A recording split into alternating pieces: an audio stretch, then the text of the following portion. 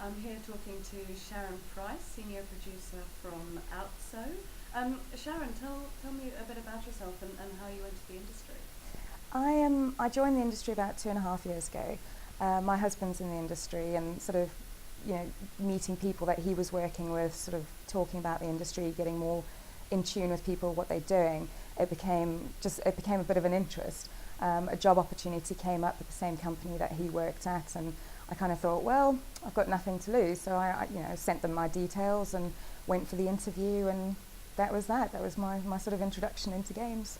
And compared to what you were doing before, were you surprised by how few women there are working in games? Absolutely.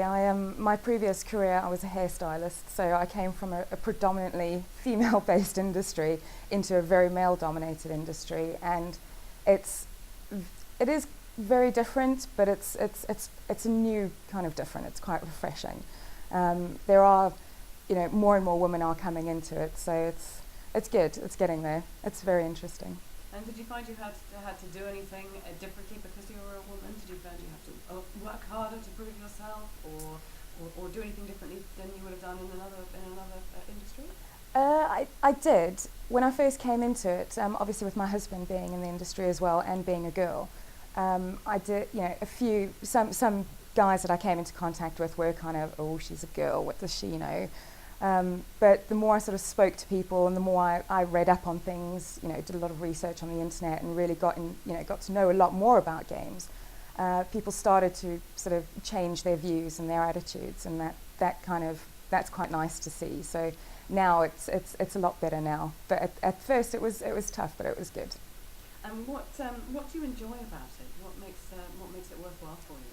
Just every day is different. Every day is a challenge. Every day there's something new to learn. The people within the industry are fantastic. There's such a diverse, range of people that you meet. So it's constantly evolving. It's constantly changing. There's always new tech. There's always new things to learn.